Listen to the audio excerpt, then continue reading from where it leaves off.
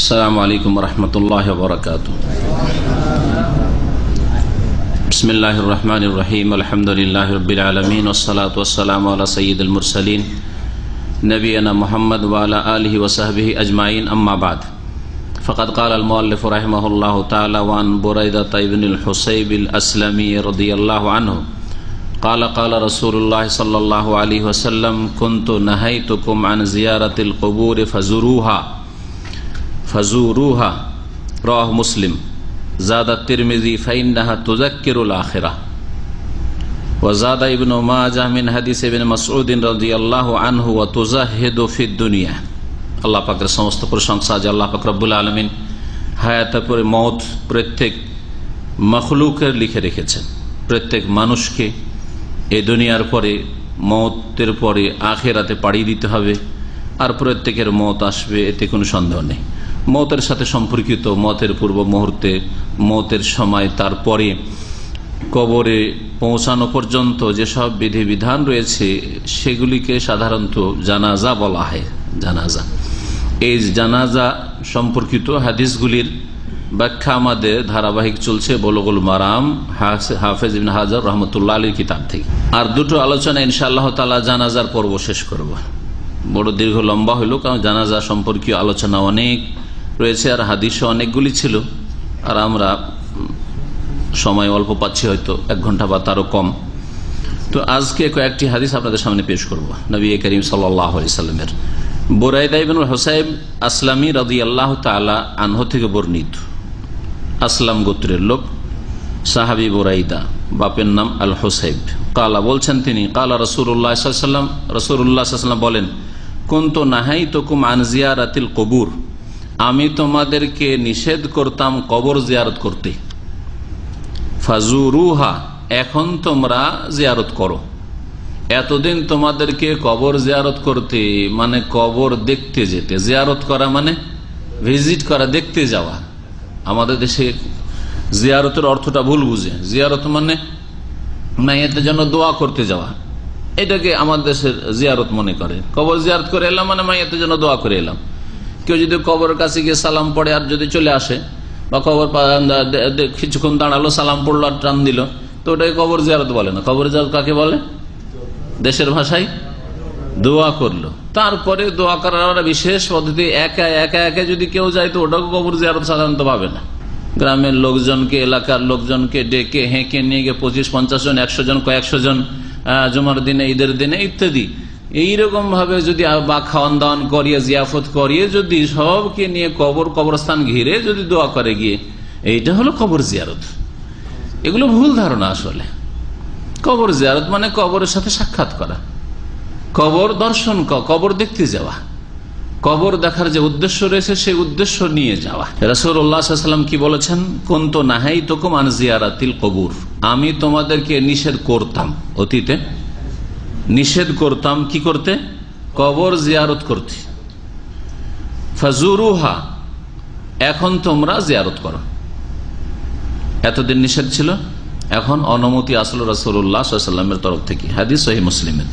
জাদা তিরমিজি, ইমাম তিরমিজি অতিরিক্ত বলেছেন ফাজুরুহার পরে, ফাইন্নাহা তুযাক্কিরুল আখিরা, কারণ এই কবর জিয়ারত তোমাদেরকে পরকাল স্মরণ করিয়ে দেবে। কবর জিয়ারত করলে কি হবে? পরকাল স্মরণ হবে। তাহলে হাদিস দ্বারা আমরা জানতে পারলাম যে কবর জিয়ারতের একটি লক্ষ্য উদ্দেশ্য হচ্ছে কি? পরকাল স্মরণ করা। যা দেখলে পরকাল স্মরণ হয় সেটা পরকালের কি অংশ না দুনিয়ার অংশ? দুনিয়া দেখে আবার পরকাল কি করে স্মরণ হবে? টাকা দেখলে আখিরাত স্মরণ হয় নাকি? সিংহাসন যদি দেখেন, রাজার, রাষ্ট্রপতির রাজ দরবার দেখেন, আর যদি পার্লামেন্টে বসে থাকেন, তো আখিরাত স্মরণ হবে নাকি? হবে? তাহলে কবর জিয়ারত করো, কবর জিয়ারত করলে কি হবে? আখিরাত। মাঝে মাঝে আপনাদের পরীক্ষা করি যে দেখি কি বুঝছেন। চিন্তা করেন আপনি, যেটা দেখলে আখিরাত স্মরণ সেটা তাহলে দুনিয়া নয়, আখিরাতেরই কিছু অংশ দেখছেন, যার ফলে আখিরাতে আরো যেগুলি হবে সেগুলি স্মরণ হবে। কবর জিয়ারত করো, এখন কবর জিয়ারত করলে কি হয়? পরকাল স্মরণে আসে। ইমাম ইবনে তাইমিয়া রাহিমাহুল্লাহ বলছেন যে এই হাদিস থেকে প্রমাণিত হয় যে এই কবর থেকে, মানুষের মত থেকেই পরকাল শুরু হয়ে যায়। মানুষের মত থেকেই তার আখিরাত শুরু, এখনো লাশ দাফন করা হয়নি, এখনো কবরে নামানো হয়নি, তার আখিরাত শুরু হয়ে গেছে। আপনি ভাবিবেন না যে আখিরাত মানে হাসর দিন, বিচার দিবস, পরকাল শুরু হয়ে গেছে, দুনিয়া শেষ। তো যেহেতু আখিরাত, বিচার, হিসাব নিকাশ, জান্নাত জাহান্নাম, পুল, আল্লাহ পাকের যে আযাব, এসব দেখার ক্ষমতা কারো নেই, আল্লাহ দেখাবেন না। কবরে যে আযাব হচ্ছে তাও দেখা যাবে না, কিন্তু কবরের দৃশ্যটা তো দেখা যাবে। দুনিয়াতে কবরটাও তো দেখা যাচ্ছে। তো তোমরা কবরটা দেখো, তাতে কি হবে? এরপরে যে এগুলি হবে তোমাদের জন্য, সেগুলি স্মরণে আসবে, আখিরাত স্মরণ আসবে, আখিরাত স্মরণ আসবে। তাহলে কবরের জীবনটা হচ্ছে পারলৌকিক জীবন, আখিরাতের জীবন, দুনিয়ার জীবন নয়। একটি উদ্দেশ্য বলা হলো। জাদা ইবনে মাজাহ, ইমাম ইবনে মাজাহ রাহমাতুল্লাহ আলাইহি অতিরিক্ত আরো বর্ণনা করেন, মিন হাদিস ইবনে মাসউদ, আব্দুল্লাহ ইবনে মাসউদ রাদিয়াল্লাহু তাআলা আনহু থেকে বর্ণিত হাদিসে, কুনতু নাহাইতুকুম আন জিয়ারাতিল কুবুর ফাজুরুহা ফাইন্নাহা তুযাক্কিরুল আখিরা ওয়া তুযাহিদু ফিদ দুনিয়া। আর অতিরিক্ত একটু আছে, ফাইন্নাহা তুযাক্কিরুল আখিরার পরে কি আছে? ওয়া তুযাহিদু ফিদ দুনিয়া। এর মানে কি? দুনিয়ার লোভ লালসা কমিয়ে দেবে। জোহদ ফিদ দুনিয়া মানে আখিরাত মুখী হয়ে যায়, দুনিয়া বিমুখ। জোহদ মানে বিমুখতা। তাহলে দুনিয়ার জোহদ মানে দুনিয়া বিমুখতা, দুনিয়ার দিকে আপনি মুখ করবেন না, দুনিয়ার দিকে লোভ লালসা করবেন না, আখিরাত মুখী হবে না। এখানে আরেকটি উদ্দেশ্য বয়ান করা হলো, কবর। কবর দেখলে দুনিয়ার লোভ লালসা কমবে, গাড়ি বাড়ি নারী আর আমোদ ফুর্তি এইসব কমবে, আখিরাতের স্মরণ বেশি বেশি হবে, আখিরাতের কথা মনে বেশি জাগবে। এগুলি হচ্ছে উদ্দেশ্য। তাহলে এই দুটো উদ্দেশ্য নবী করিম সাল্লাল্লাহু আলাইহি সাল্লাম বর্ণনা করেছেন হাদিসে, তাই না? কবর জিয়ারতের আর কিছু উদ্দেশ্য আছে? মাইয়েতের জন্য দোয়া করা। কবর জিয়ারতের উদ্দেশ্য হচ্ছে নিজে লাভবান হওয়া, আর যার জিয়ারত করছেন, যার ভিজিট করছেন, তাকে লাভবান করা। নিজের লাভ হইল যে আখিরাত স্মরণ করব, আর দুনিয়ার লোভ লালসা কমাবো, এটা যে জিয়ারতকারী তার ফায়দা। আর যার জিয়ারত করলাম ওই মৃত ব্যক্তির, তার ফায়দা হচ্ছে যে যখন ওখানে গেছি সালাম পড়বো, শান্তি হবে তার উপর, তার জীবনটা সুখী হবে। সালামটাই দোয়া তার জন্য প্রাথমিক। আর তারপর অতিরিক্ত যদি আরো দোয়া করেন, যেই দোয়াগুলি জানাজাতে পড়া হয় বা এছাড়া যে কোনো দোয়া যে কোনো ভাষায়, তো যত বেশি তাদের জন্য দোয়া করবেন তত বেশি তাদের ফায়দা হবে। এটা তৃতীয় ফায়দা তাহলে, তাই না? 4 নম্বর একটি আর ফায়দা রয়েছে, সেটা হচ্ছে রাসূলুল্লাহ সাল্লাল্লাহু আলাইহি ওয়াসাল্লামের অনুসরণ করা। রাসূলুল্লাহ সাল্লাল্লাহু আলাইহি ওয়াসাল্লামের অনুসরণ করা। নবী করিম নিজে জিয়ারত করেছেন, জিয়ারত করতে বলেছেন, উৎসাহিত করেছেন। নবীর যদি আপনি হেকমত জানেন আর নাই জানেন, রহস্য জানেন আর না জানেন, কারণ জানেন আর না জানেন, নবী করেছেন আমি করছি, এটা আপনার ইবাদত, এটা হচ্ছে আপনার ইবাদত। তো ইবাদত আপনি এটি করছেন, আল্লাহ সন্তুষ্টির কাজ করছেন। এই 4টি কথা মনে রাখবেন, 4টি কথা মনে। কবর জিয়ারতের লক্ষ্য উদ্দেশ্য সম্পর্কে, এগুলো হল শরীয়ত সম্মত লক্ষ্য উদ্দেশ্য। এতটা যথেষ্ট নয়? এতটাই যথেষ্ট। কিন্তু বিদআতপন্থীরা কি কি করে, ভাষ্যকারের ভাষায় সামনে গিয়ে শোনাবো। সহিহ মুসলিমে যতটুকু হাদিস রয়েছে ফাজুরুহা পর্যন্ত সহিহ, তিরমিজিতে যেটা রয়েছে সেটাও সহিহ, আব্দুল্লাহ মাসউদ থেকে যে হাদিসটা বর্ণিত রয়েছে ইবনে মাজাহ, তার সনদে আইয়ুব বিন হানি রয়েছে। ইমাম হাফিজ বিন হাজার এই হাদিসের সংকলক, তিনি বলেছেন তাতে যে বর্ণনাকারী আইয়ুব বিন হানি রয়েছে, তার মধ্যে একটু দুর্বলতা, লিনুন মানে একটু দুর্বলতা রয়েছে। কিন্তু অন্যান্য হাদিসগুলি আখিরাত সম্পর্কে, মওত সম্পর্কে, মওতের দৃশ্য দেখলে বা কবরের দৃশ্য দেখলে যখন আখিরাত স্মরণ আসে, আখিরাত যার বেশি বেশি স্মরণ হবে, দুনিয়ার স্মরণটা কমবে। কারণ মানুষের মগজ যদি এইদিকে যায় তো ওই দিকটা কমবে, ঠিক না? সুতরাং এই যুক্তিগুলো প্রমাণ করে যে হাদিসের সনদে একটি বর্ণনাকারী হালকা দুর্বল থাকলেও আসল বিষয়বস্তুটি সাব্যস্ত। তার মানে দুনিয়ার লোভ লালসা মোহ কমে আসে কবর জিয়ারত করলে। এই জন্য বেশি বেশি কবর জিয়ারত করা। কবর জিয়ারতের অনেক উপকারিতা রয়েছে। এছাড়াও আখিরাত স্মরণ হওয়া মানে অন্তর নরম হওয়া, অন্তর নরম হওয়া, এই একটা ফায়দা রয়েছে। অন্তর নরম হবে, অহংকার কমে আসবে। অহংকারের ব্যাধি আপনার মধ্যে রয়েছে, আরো যে অন্তরের বহু ব্যাধি রয়েছে, পাপের কামনা বাসনা, সেগুলি কমে আসবে। অন্তর নরম করার জন্য বিভিন্ন উপায় রয়েছে, তার মধ্যে এটা একটা। কারণ আপনি যতই শক্তিশালী হন না কেন, যতই জাদরেল হন না কেন, যত বড় নেতা হন না আর পয়সা হন না কেন, ওখানে যেতেই হবে, ওখানে যেতেই হবে। দুনিয়ার বড় বড় শাসকরা চলে গেছে, আর দুনিয়ার কিছুই নিয়ে যেতে পারেনি। যদি আখেরাতের জন্য কিছু যদি ডিপোজিট করে থাকতো তাই নিয়ে গেছে, আর কিছু নিয়ে যেতে পারেনি। খুব সুন্দর লাগলো সৌদি আরবের একজন বড় শেখ, মসজিদে খুবার ইমামের একটা বক্তব্যের একটা অংশ আরবি, তিনি বলছেন যে দুনিয়া হচ্ছে ডিপোজিট। দুনিয়া হচ্ছে কি? ডিপোজিট। মানুষ ডিপোজিট করছে, হয় দুনিয়ার ব্যাংকে ডিপোজিট করছে, ইমাফিল বনুক আও ইম্বা ইনদা মালিকুল মুলুক, অথবা মালিকুল মুলুক আল্লাহ পাকের কাছে ডিপোজিট করছেন। যদি আপনি ব্যাংকে ডিপোজিট করেন তাহলে সেটা কিন্তু আপনার সাথে যখন মরবেন যাবে না, থেকে গেল, ওয়ারিসিনদের জন্য, ওদের জন্য থেকে গেল, অন্যরা লুটে পুটে খাবে। কিন্তু মালিকুল মুলুক আল্লাহ রাব্বুল আলামিনের কাছে যদি ডিপোজিট করেন সেটা কি? সেটা কি? কেমন করে ডিপোজিট করো আল্লাহর কাছে?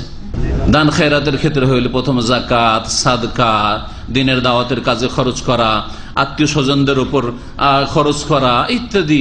আর যদি অন্য ইবাদতবন্দি, যে কোনো ইবাদতবন্দি একটা নেকির কাজ করে সেটা আল্লাহর কাছে ডিপোজিট করছেন আপনি। ওমা তুকাদ্দিমু লিআনফুসিকুম মিন খাইরিন তাজিদুহু ইনদাল্লাহ। ব্যাংকে ডিপোজিট করে আমরা পাবো কিনা? অনেক সময় ব্যাংকে ডিপোজিট করে পাওয়া যায় না, কিন্তু আল্লাহ পাকের কাছে আল্লাহ পাক বলছেন যা কিছু কল্যাণ আল্লাহর কাছে অগ্রিম ডিপোজিট করবে, পাঠাবে, তাজিদুহু ইনদাল্লাহ, আল্লাহর কাছে পাবে।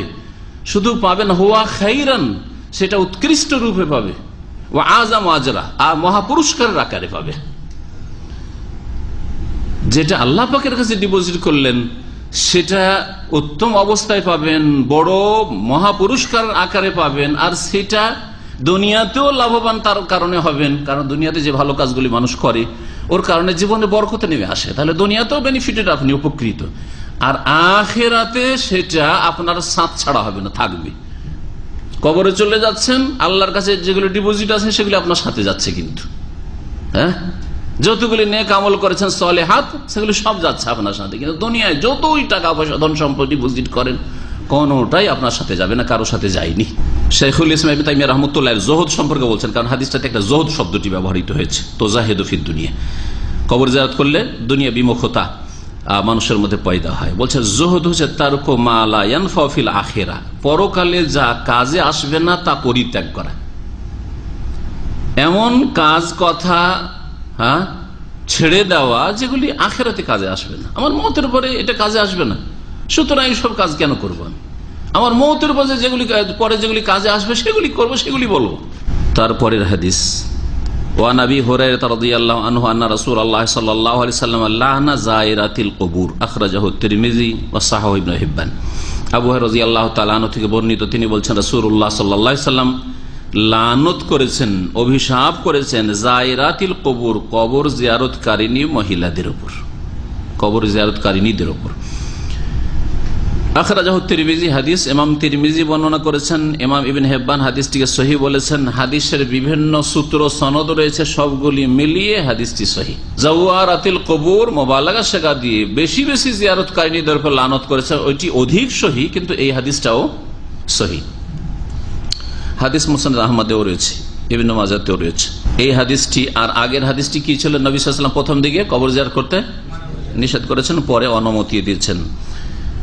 প্রথম হাদিসটি থেকে জানা যায় যে কবর জিয়ারত প্রথম দিকে নিষিদ্ধ ছিল। কেন নিষিদ্ধ ছিল? হারাম ছিল। কবরের কাছে মাটি দিয়ে চলে আসলে আর যাওয়াই যাবে না, নিষেধ ছিল। মক্কাতেও নিষেধ ছিল, মদিনায় প্রথম যুগে নিষেধ ছিল, তারপরে নবী সাল্লাল্লাহু আলাইহি ওয়াসাল্লাম অনুমতি দিয়েছেন। কেন? কারণ লোকেরা নতুন নতুন মুসলিম হচ্ছে, শিরক মগজে হাড়ে হাড়ে ঢুকে আছে, রক্তে শিরক কুফরি ঢুকে আছে, গায়রুল্লাহর পূজা ঢুকে আছে। আর যুগে যুগে জাতি দুই রকম পূজার মাধ্যমে মুশরিক হয়েছে, হয় মূর্তি পূজা করে, না হয় কবর পূজা করে। এখন এই নতুন মুসলিমদেরকে যদি কবর জিয়ারত করতে ছেড়ে দেওয়া হয়, তাহলে দিয়ে দুর্গা ছেড়ে দিয়ে, লাতুজ্জা মানাত ছেড়ে দিয়ে দরগা পূজা শুরু করে দেবে, যেমন আজকালকার মুসলিমরা কবর পূজা শুরু করেছে। বুঝা গেছে? যার ফলে এই আশঙ্কাতেই রাসূলুল্লাহ সাল্লাল্লাহু আলাইহি ওয়াসাল্লাম প্রথম যুগে কবর জিয়ারত করা মুসলিমদের জন্য নিষেধ করেছেন। তারাও সাহাবায়ে কেরাম, কিন্তু নিউ মুসলিম সব, তাদের জন্য নিষেধ করেছেন। না, এরা ফিতনায় পড়তে পারে, আর শিরকের ফিতনা সবচেয়ে বড় ফিতনা, শিরকের অপরাধ সবচেয়ে বড় অপরাধ, এই জন্য নিষেধ ছিল। বলছেন যালিকা আল্লাহু আ'লাম আন্না কাসীরাম মিনাল মুসলিমিনা কানু হাদিসাই আহদিন বিল কুফর, সব অধিকাংশ মুসলিমরা যেহেতু নতুন নতুন মুসলিম ছিল, কুফরি ছেড়ে এই মাত্র এসেছে। ওয়ান্না ইউখশা আন তাজুররা জিয়ারাত ইলা তাআল্লুক বিল আমওয়াত ওয়া আযরিহাতিহিম, আশঙ্কা ছিল যে এদেরকে যদি জিয়ারত করতে অনুমতি দিয়ে দেওয়া হয় তো মৃতদের সাথে, বিশেষ করে মৃতদের মধ্যে যারা বুজুর্গ লোক, হ্যাঁ যারা নেক লোক, নেক লোকদের ভক্ত থাকে, জীবিত অবস্থায় থাকে, সুতরাং মৃত হওয়ার পরেও তাদের ভক্ত থাকবে, এই আশঙ্কা ছিল, যার ফলে নিষেধ করা হয়েছে ওদের ওই মৃতদের সাথে অথবা তাদের কবরগুলির সাথে যেন সম্পর্ক না হয়ে যায়, আর আল্লাহর সাথে সম্পর্ক দুর্বল না হয়ে যায়, শিরকে লিপ্ত না হয়ে যায়, যে এরাও দিতে পারেন, এদের কাছ থেকেও বা এদের এখানে দাঁড়ালে বরকত আসে। যেমন আমাদের দেশে যেসব ফিরকাগুলি রয়েছে, কিছু লোক আছে সরাসরি কবর পূজা করে, আর কিছু লোক কবর পূজা না করলেও অনেকটাই তাতে জড়িয়ে আছে ওই শিরগুলোতে। যেমন তারা মনে করে যে ওখানে গেলে কি হয়, কলব আলোকিত হয়, ইমান তাজা হয়, ওলিয়া উলিয়া পীর মাশায়েখ বুজুর্গানে দিন আলেম আলমাদের কবর জিয়ারত করলে অন্তর আলোকিত হয়, ইমান তাজা হয়, ইত্যাদি ইত্যাদি। এছাড়া এর চেয়ে বড় বড় কথা রয়েছে। জটিল জটিল মশলা সমাধান করতে পারছেন না, সমস্যার সমাধান করতে পারছে না, ওখানে গেলে তাদের নাকি অন্তর আলোকিত হয়ে যায়, ব্রেন খুলে যায়। এগুলো শিরকি আকীদা।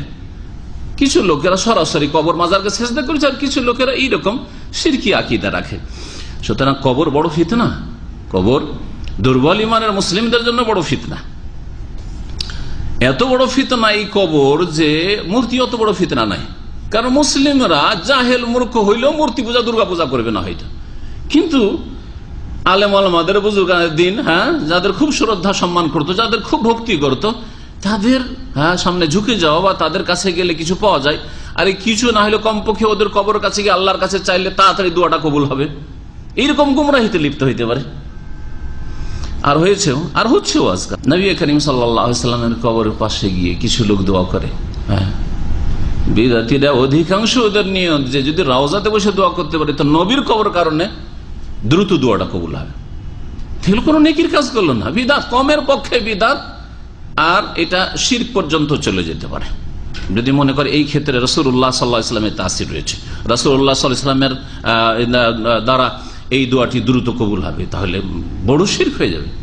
তো সেখানে যদি বড় শিরক হয়, অথচ রাসূলুল্লাহ সাল্লাল্লাহু আলাইহি ওয়াসাল্লাম কবরের কাছে দোয়া করছেন, মনে করছে আল্লাহর কাছে পাবো, দ্রুত পাবো, তাহলে অন্যের কাছে বা অন্যের কবরের কাছে গিয়ে যদি এইসব ধারণা রাখে তাহলে শিরক হবে না?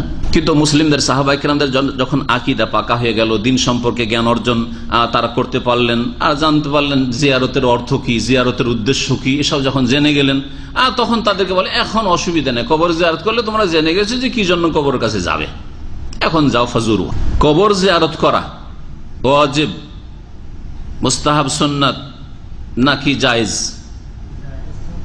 জায়েজ, সুন্নাত বা মুস্তাহাব? সুন্নাত মুস্তাহাব কাছে, মুস্তাহাব মানে ভালো আর সুন্নাতটাই ভালো। কবর জিয়ারত করা সুন্নাত, ওয়াজিব ফরজও নাই যে আপনার কবর জিয়ারত করতে যেতে হবে, আর জায়েজ নয়। জায়েজ মানে করলেও অসুবিধা না করলেও কোনো অসুবিধা নেই, বা করা না করা সমান, এটা হচ্ছে জায়েজ। করা না করা সমান না, কবর জিয়ারত করলে ভালো, কবর জিয়ারত করলে ভালো। কবর জিয়ারতকারীর 4টি অবস্থা হইতে পারে। বলছিলাম যে কবর জিয়ারতে কি কি উদ্দেশ্যে মানুষ যায়, আর কোনটা শরীয়ত সম্মত, কোনটা বিদাত, কোনটা শিরক, এটা জানার জন্য এটাকে 4 ভাগে বিভক্ত করা যেতে পারে। কবর জিয়ারতকারীর অবস্থা হচ্ছে 4টি। প্রথম অবস্থা হচ্ছে যে মৃতদের জন্য দোয়া করা। কবর জিয়ারত করতে গেলাম, মৃত ব্যক্তি বা ব্যক্তিদেরকে সালাম দিলাম, একটি বা একাধিক কবর রয়েছে, সালাম দিলাম, আসসালামু আলাইকুম আহলাদ দিয়ার, যেই ভাষা দিয়ে নবী সাল্লাল্লাহু আলাইহি ওয়াসাল্লামের দোয়া রয়েছে ওইভাবে দিতে বলে সবচেয়ে ভালো। সালাম দিলেন, তাদের জন্য আল্লাহর কাছে মার্জনা কামনা করলেন, দয়া চাইলেন, আর তওবা ইস্তিগফার নিজেরাও করলেন। মৃতদের অবস্থা দেখে যে এরা আমাদের চাইতে জ্ঞানীগুণী ছিল, আমাদের চাইতে বড় ছিল, আমাদের চাইতে শক্তিশালী ছিল, সম্ভ্রান্ত ছিল, তাদেরকে কবরে আসতে হয়েছে, তাদের পরিণাম কি হয়েছে, কবরের উপরে গাছ হয়ে গেছে, বন জঙ্গল হয়ে গেছে, আপনার বাপদাদা পূর্বপুরুষদের। এই কাঁচা কবরগুলি দেখলেন না আখিরাত স্মরণ আসবে, ঠিক কিনা?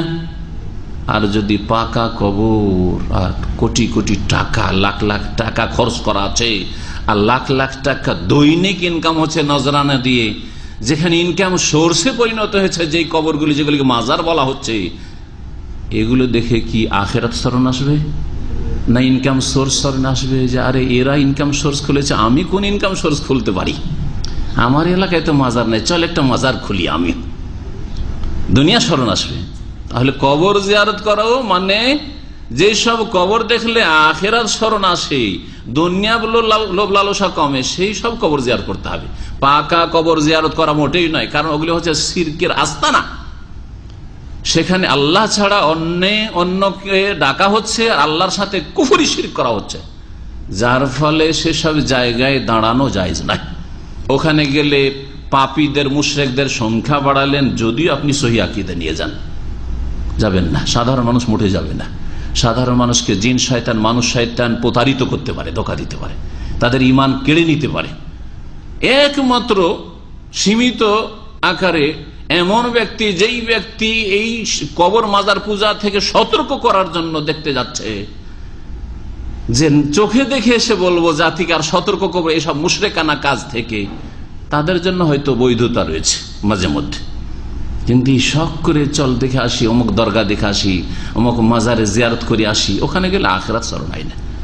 যেসব উদ্দেশ্যগুলি বলা হলো সেগুলি হয় না, যার ফলে যাবেন না, ওখানে ওইসব জায়গায় যাবেন না। মৃত ব্যক্তিদের জন্য দোয়া করা, এটা হচ্ছে একটি অবস্থা। বলছেন ভাষ্যকার, ফাহাজিহি জিয়ারাতুন শারঈয়া, সেখানে গিয়ে উপদেশ নেবে, এটা হচ্ছে শরীয়ত সম্মত জিয়ারত, শরীয়ত সম্মত জিয়ারত। 2 নম্বর জিয়ারত হচ্ছে আইয়াদু আল্লাহ তাআলা লিনাফসিহি ওয়া লিমান আহাব্বা ইনদাল কুবুরি আও ইনদা সাহিবি কবরিন খাস মুতাকিদান আন্না দুআ ফিল মাকাবিরি আও ইনদা কবরিল মাইয়িত ফুলান আন্নাহু আফযালু ওয়া আকরাবু লিল ইজাবাতি মিনাদ দুআ ফিল মাসাজিদ ফাহাযি বিদআতুন মুনকারা। দ্বিতীয় অবস্থা হচ্ছে যে কবরের কাছে গিয়ে নিজের জন্য দোয়া করছেন, নিজের পরিবার পরিজন ছেলে মেয়ে বাপ মায়ের জন্য দোয়া করছেন, হ্যাঁ, নিজের ধন সম্পদ রুজির বরকতের জন্য দোয়া করছেন, সুস্থতার জন্য দোয়া করছেন, দোয়া আল্লাহর কাছেই করছেন, কিন্তু কবরের কাছে গিয়ে দোয়া করছেন, বিশেষ কবরের কাছে, এই বিশ্বাস নিয়ে যে কবরস্থানে গিয়ে দোয়া করলে অথবা অমুক বুজুর্গ ব্যক্তি, অমুক আলেম শেখ ওস্তাদের, হ্যাঁ, মুরব্বীর কবরের কাছে গিয়ে দোয়া করলে এটা উত্তম হবে মসজিদের দোয়ার চাইতে। মসজিদের দোয়া যদি কবুল না হয়, এই দোয়া অবশ্যই কবুল হবে, কারণ আল্লাহর নেক বান্দা এখানে শুয়ে আছেন, আল্লাহর কাছেই দোয়া করলেন। কিন্তু এই ইতিকাদ নিয়ে যদি করেন তো বলছেন ফাহাজিহি বিদআতুন মুনকার, এটি হচ্ছে মুনকার, ইসলাম বিরোধী বিদআত, মুনকার, আপত্তিকর, যার ইনকার করা, যার প্রতিবাদ করা ফরজ, বিদআত। 3 নম্বর অবস্থা আইয়াদু আল্লাহ তাআলা মুতাওয়াসসিলান বিজাহিহিম আও হাক্কিহিম।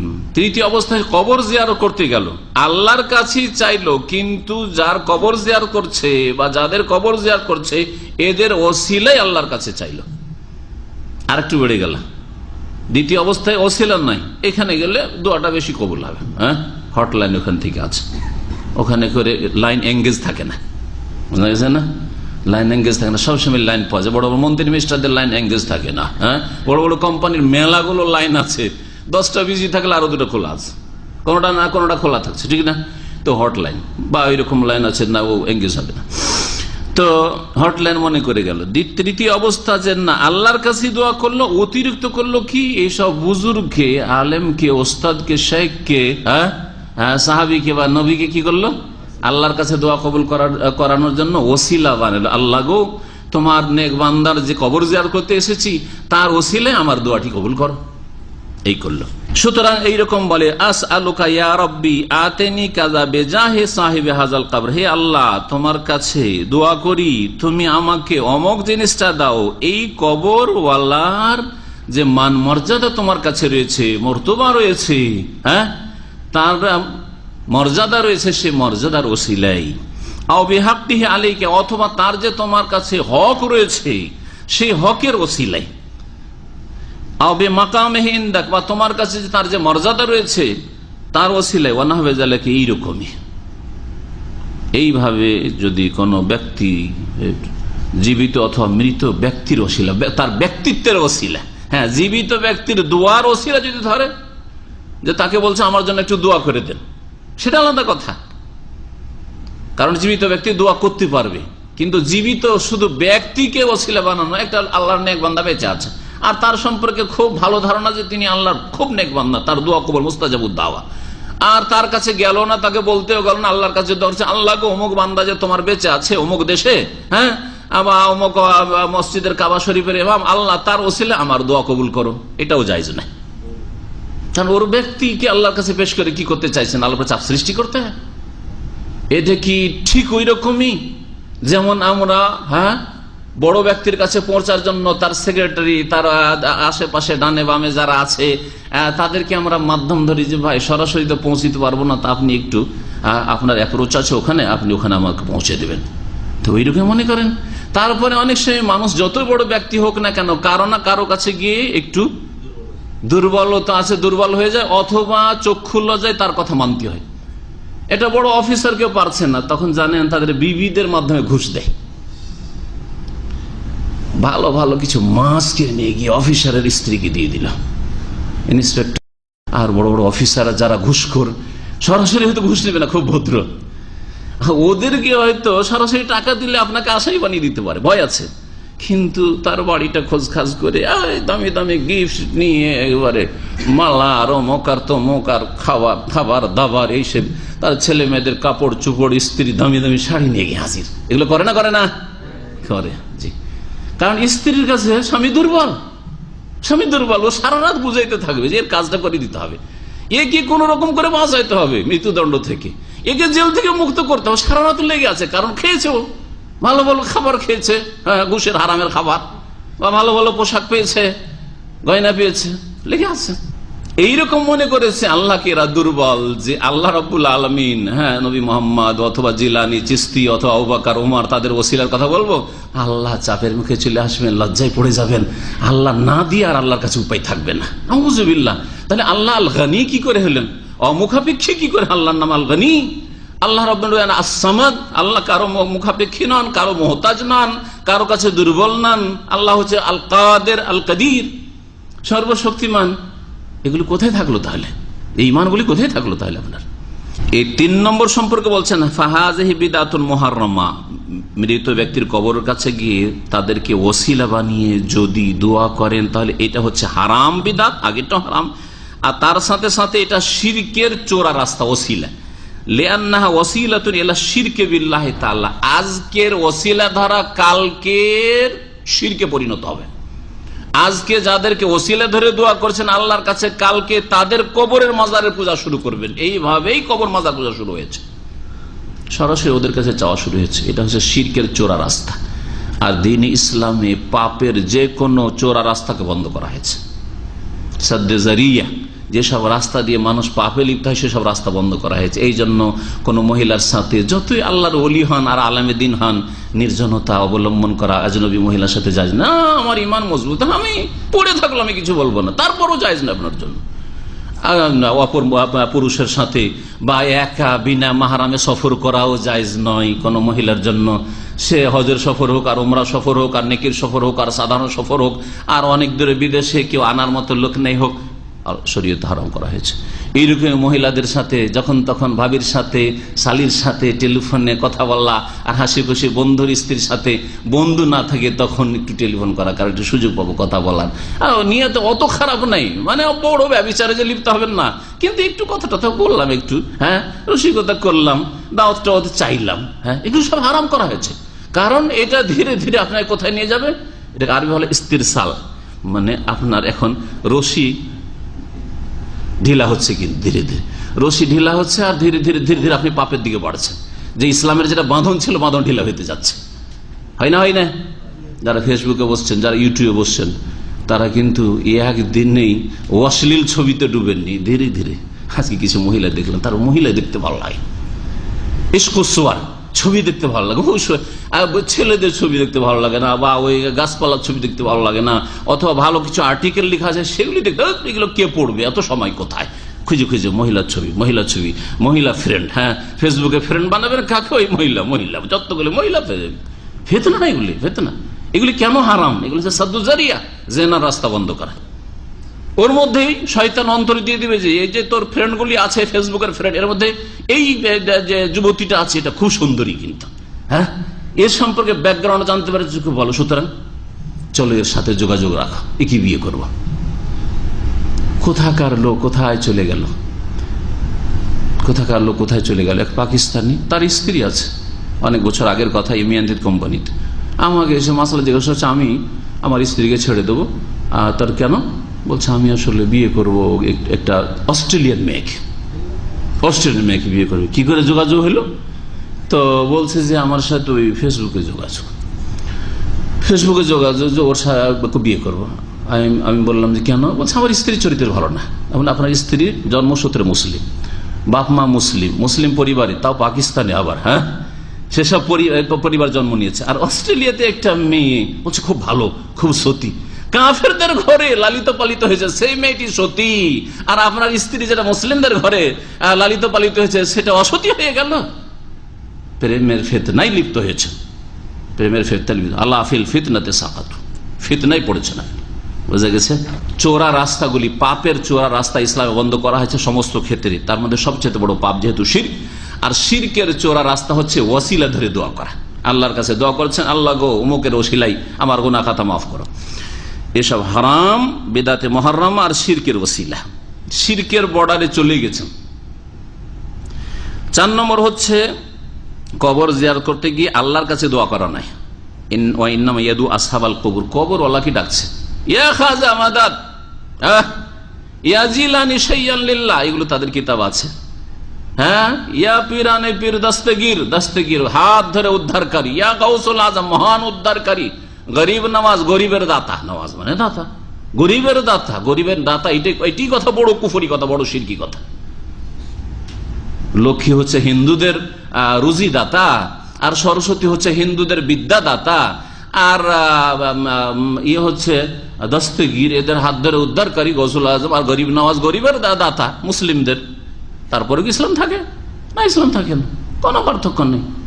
হরে রাম হরে কৃষ্ণ করা, আর ইয়া গরিব নামাজ, ইয়া খাজা, আর ইয়া জিলানি, আর ইয়া ইত্যাদি, এসব আল্লাহ ছাড়া অন্যকে ডাকা একই কথা, একই কথা, কোনো পার্থক্য নেই। তো কবরওয়ালাকে যদি ডাকি, কবরওয়ালা একাধিক অথবা একজনকে ডাকে, যেমন বলে ইয়া ওয়ালি আল্লাহ, আল্লাহর ওয়ালি, ইয়া নবী আল্লাহ, আল্লাহর নবী, ইয়া সাইয়্যিদি আগনেনি, আমাকে অভাব মুক্ত করুন, আও আতিনি কাজা, আমাকে এই জিনিসটা দান করুন, আমাকে সুস্থতা দান করুন, আমার মেয়ের বিবাহের ব্যবস্থা করে দেন, ওয়ান্নাহু যালিকা, এইরকম কিছু চাওয়া, ফাহাদা শিরকুন আকবার, এই জিয়ারতটা হচ্ছে বড় শিরকি জিয়ারত।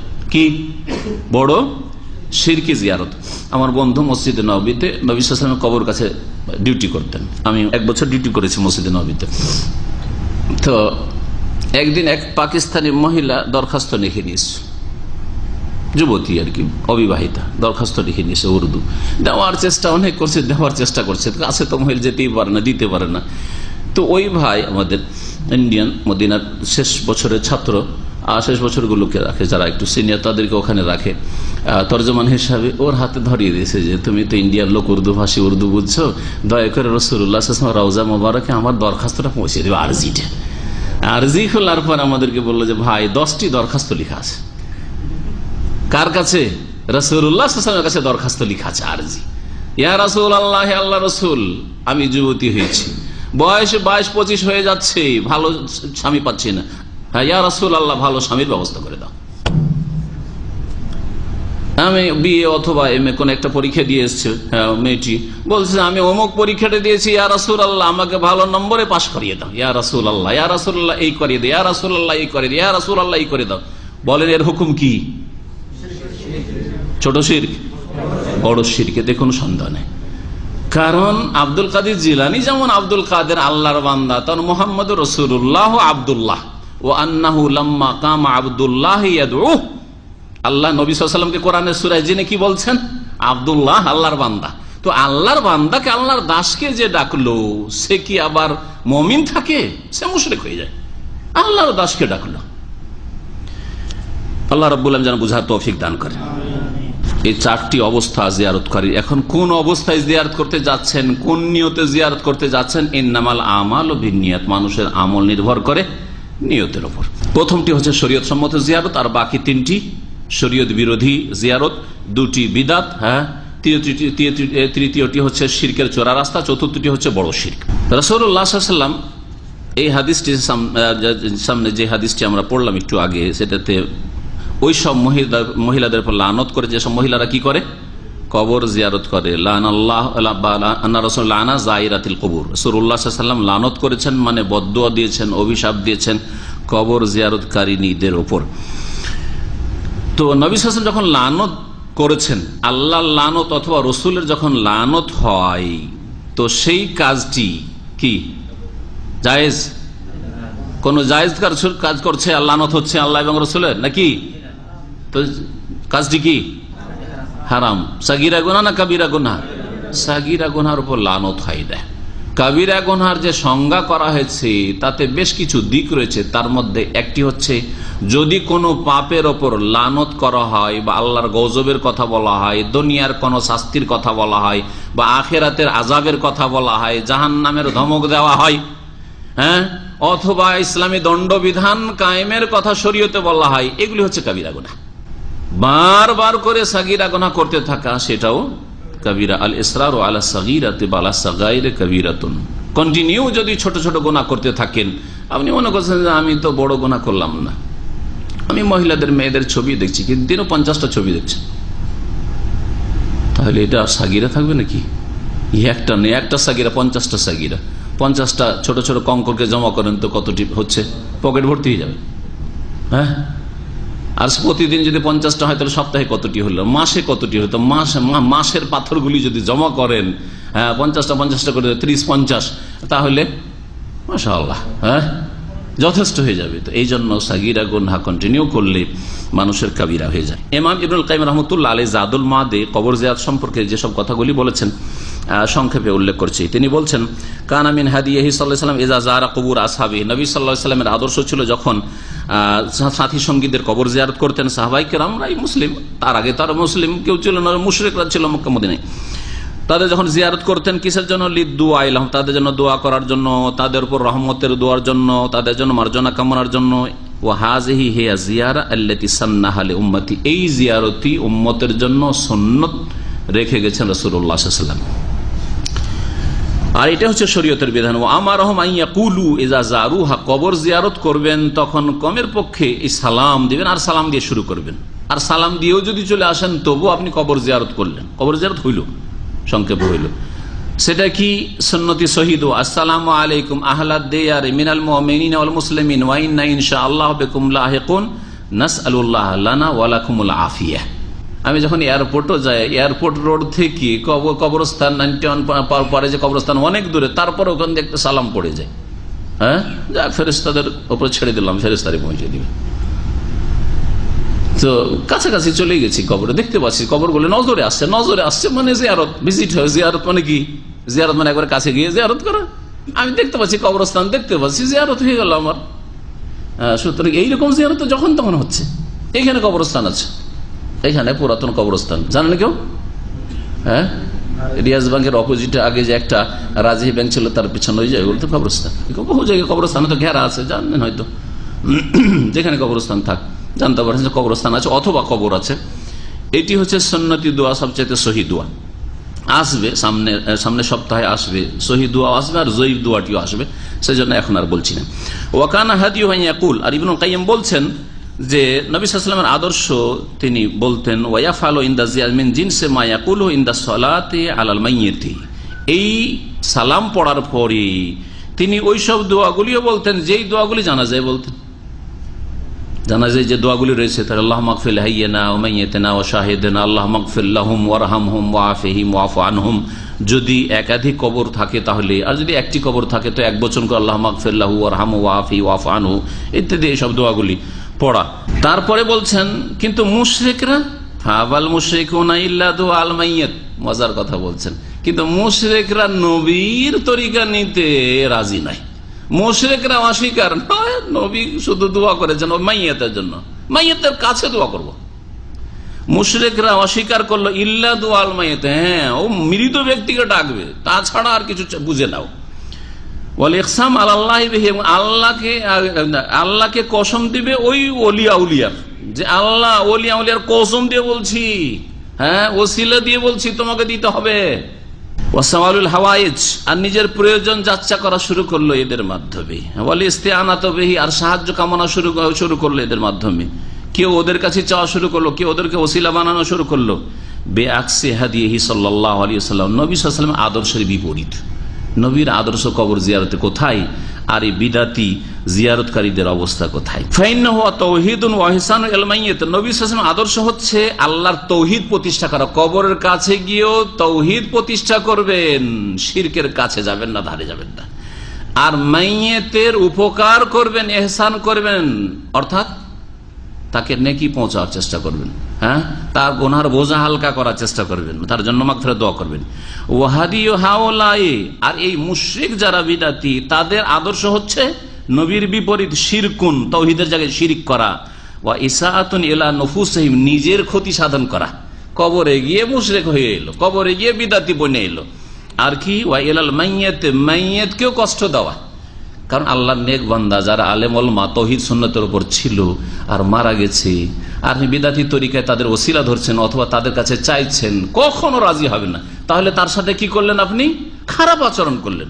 আবু হানিফার কবরের কাছে কেউ যদি করে, শাফি মালিক আহমদের কাছে, আব্দুল কাদের জিলানীর জীবনী যেমন দেখা যায় যে তিনি তাওহীদের উপর ছিলেন, তার কিতাবগুলো এত প্রমাণ করেন, তাহলে আব্দুল কাদের জিলানী কি করে এই শিরকের উপর রাজি হবেন?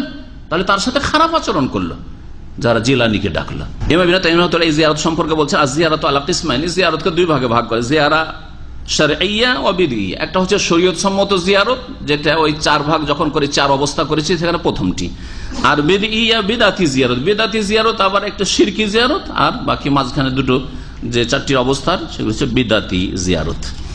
ফাশারঈয়া শরীয়ত সম্মত জিয়ারতের উদ্দেশ্য হচ্ছে আল মাকসুদ বিহা আসসালামু আলা মাইয়াত, মাইয়াতকে সালাম বলা, ও দুয়া, তার কল্যাণের জন্য দোয়া করা। বিদাতি জিয়ারত হচ্ছে এখন মাকসুদুজ জাহির, জিয়ারতকারীর উদ্দেশ্য হবে তার প্রয়োজন মিটানো ওই মাইয়াতের কাছ থেকে, ওর কাছ থেকে কিছু চাওয়া। হাওয়া হাজা শিরকুন আকবার, এটা বড় শিরক।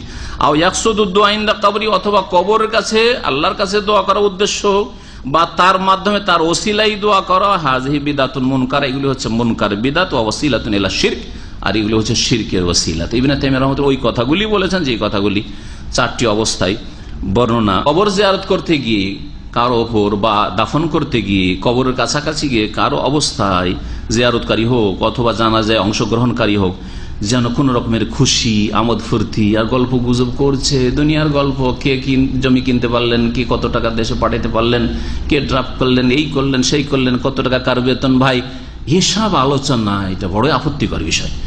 এই কবরস্থান গিয়ে এগুলো করবেন, এটা একজন মানুষের মুসলিমের জন্য উচিত নাই। বরং সেখানে গিয়ে মাইয়াতের অবস্থা দেখবে আর তাতে প্রভাবিত হবে এবং স্মরণ করবে কবরবাসীর অবস্থা এখন কি, এবং তারও পরিণাম ওই রকমই যেমন এদের হয়েছে, আর সেখানে গিয়ে কিছু উপদেশ গ্রহণ করবে, দেখে উপদেশ গ্রহণ। এখন কবর জিয়ারতের মাসালাটি পুরুষদের জন্য তো জানা গেল যে আগে নিষেধ ছিল, পরে বৈধ করা হয়, সুতরাং পুরুষদের জন্য কবর জিয়ারত সুন্নত। কিন্তু মহিলাদের জন্য বলছেন যে ওলামাদের ইজমা রয়েছে পুরুষদের জন্য আলা ইস্তেহবাব জিয়ারাতিল কবুর লিরিজাল, পুরুষদের জন্য কবর জিয়ারত করা মুস্তাহাব, ভালো। ওয়াখতালাফু ফি জিয়ারাতিন নিসা, মহিলাদের কবর জিয়ারত সম্পর্কে ওলামাদের ইখতিলাফ রয়েছে। হানাফি মাযহাব বলছে যাহাবাল হানাফিয়া ইলা ইস্তেহবাব জিয়ারাতিন নিসা লিল কবুল কার রিজাল, পুরুষদের মতোই মহিলাদের কবর জিয়ারত মুস্তাহাব। ওয়াস্তাদল্লুনা আলা যালিকা বিমা ওয়ারাদ মিন উমুমিল আমরি বিজদার বিদুনি তাখসিস, ফাজুরুহা, তোমরা জিয়ারত করো, তোমাদেরকে নিষেধ করতাম, এখন তোমরা জিয়ারত করো। এতে থেকে ওরা নিয়েছে যে এতে সম্বোধন যেমন পুরুষদের রয়েছে তেমন মহিলাদের রয়েছে, এইভাবে তারা বলছে যে মহিলাদের জন্য কবর জিয়ারত মুস্তাহাব। আর যা এই কারণেও মনে হয় এই মাসলাতে ঢিলা থাকার কারণেই আমাদের ভারত, বাংলাদেশ, পাকিস্তানের হানাফিরা সে দেওবন্দিও কারগরি হোক, এরা এই কবরের ফিতনাতে লিপ্ত, আর এদের মহিলারা আও কবরের কাছে চলে যায়। অথচ রাসূলুল্লাহ সাল্লাল্লাহু আলাইহি ওয়াসাল্লামের লানত হয়েছে, সেই হাদিসগুলো সামনে রাখতে হইতো।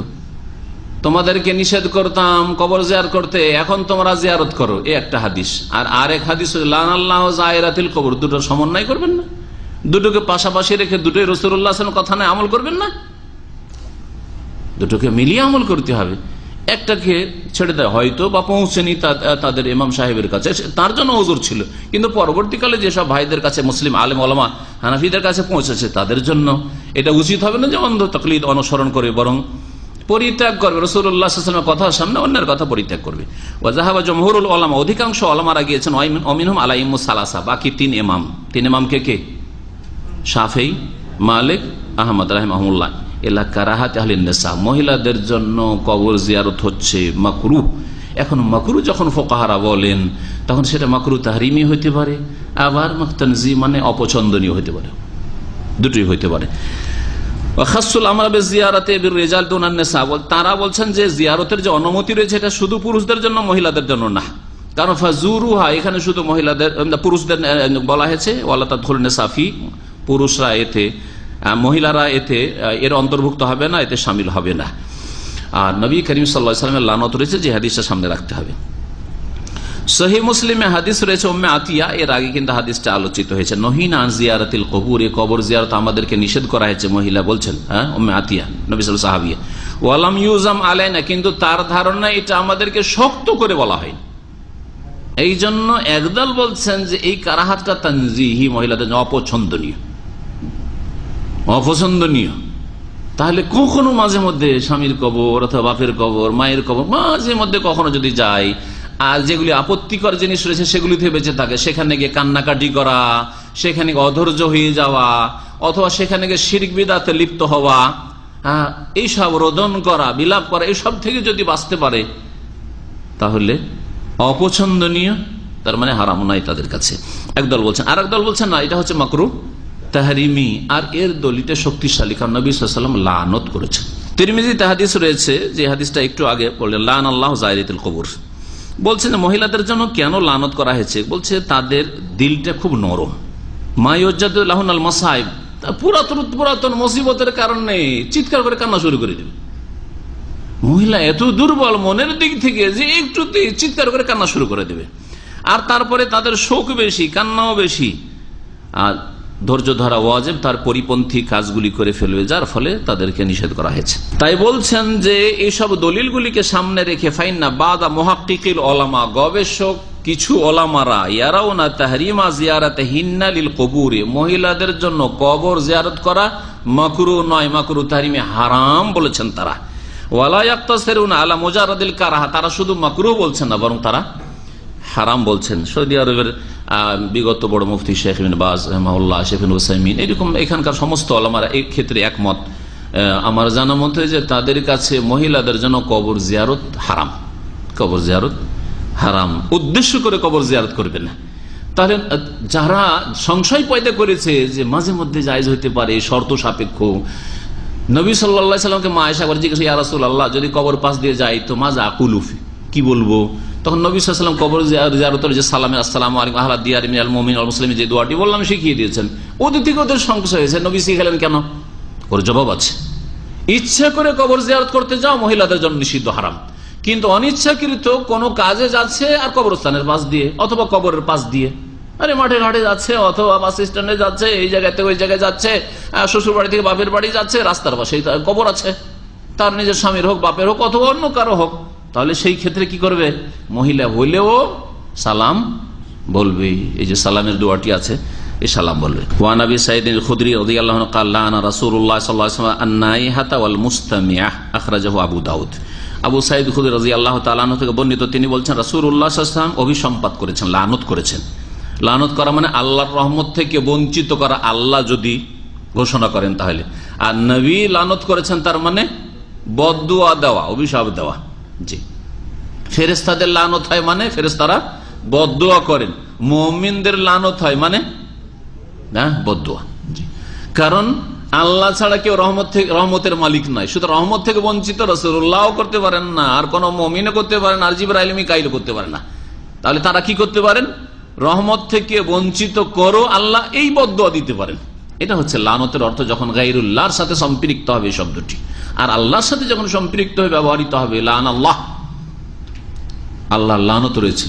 লান আল্লাহ মান যাবাহা লিগাইরিল্লাহ, আল্লাহ ছাড়া অন্যের জন্য যারা জবাই করে, দুর্গার জন্য, দরগার জন্য যারা জবাই করে, যারা আটরসিতে গিয়ে জবাই করে, কবর মাজারের জন্য জবাই করে, পীর ওলির নামে জবাই করে, দেবদেবীর নামে জবাই করে, আল্লাহর লানত হয়েছে। মানে আল্লাহ তার রহমত থেকে বঞ্চিত করার ঘোষণা করেছেন, আল্লাহর রহমত তাদের জন্য হবে না। রাসূলুল্লাহ সাল্লাল্লাহু আলাইহি ওয়াসাল্লামের লানত রয়েছে আন-নাইহা, রোদনকারিনীর ওপর।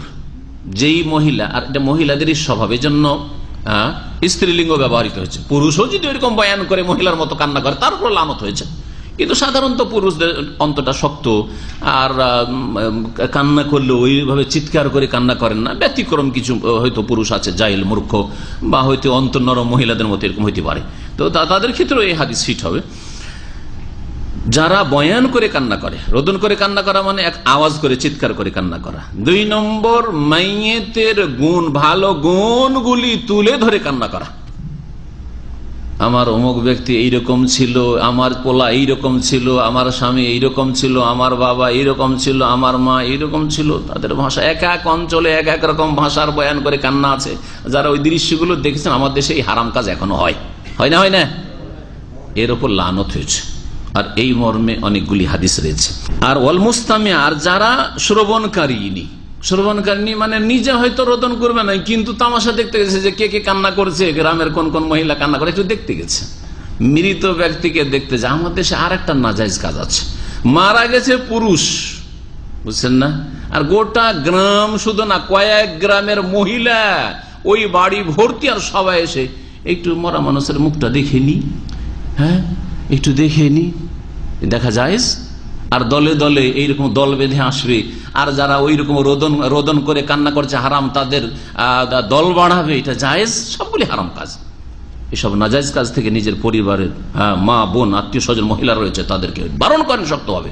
এটা হারাম নাজায়েজ কাজ হচ্ছে। এই জিনিস আশ্চর্য হলাম, নামাজিদের ঘরে কয়েক বছর আগে আমি দেশে গেছি, আর ওই রকম এলাকায় একটা মাস্টার সাহেব মারা গেছে, আমার বাড়ির সামনে ওখানে মারা গেছে। তো লোকটাকে দেখার জন্য, পুরুষ লোক মারা গেছে, মহিলার ভিড় ভাড় দেখছি, এক হাজি সাহেব বাড়ির গোটা ফ্যামিলির মহিলারা এসছে। আর ওদের সাথে যেহেতু আমাদের ভাইয়ের আত্মীয়তা আছে, ও শ্বশুর বংশের, ওরা এসে আমাদের বাড়ি ভিড় ভাড়া।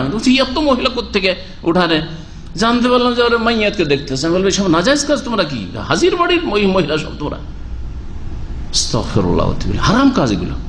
নবী করিম সাল্লাল্লাহু আলাইহি ওয়াসাল্লামের লানত রয়েছে। আখরাজ আবু দাউদ, হাদিস আবু দাউদ বর্ণনা করেছেন তার সুনানে। এই হাদিসটি যঈফ, তবে এই অর্থ বহনকারী বেশ কিছু হাদিস রয়েছে। সুতরাং এই শ্রেণীর মহিলাদের উপর লানত রয়েছে। আর যেমন পুরুষও যদি এই চরিত্র হয়, তাদের উপর লানত রয়েছে। উম্মে আতিয়া রাদিয়াল্লাহু তাআলা আনহা থেকে বর্ণিত হাদিস শোনায়, কালা, তিনি বলছেন, আখাযা আলাইনা রাসূলুল্লাহ সাল্লাল্লাহু আলাইহি ওয়াসাল্লাম আল্লা নানুহা, মুত্তাফাকুন আলাইহি।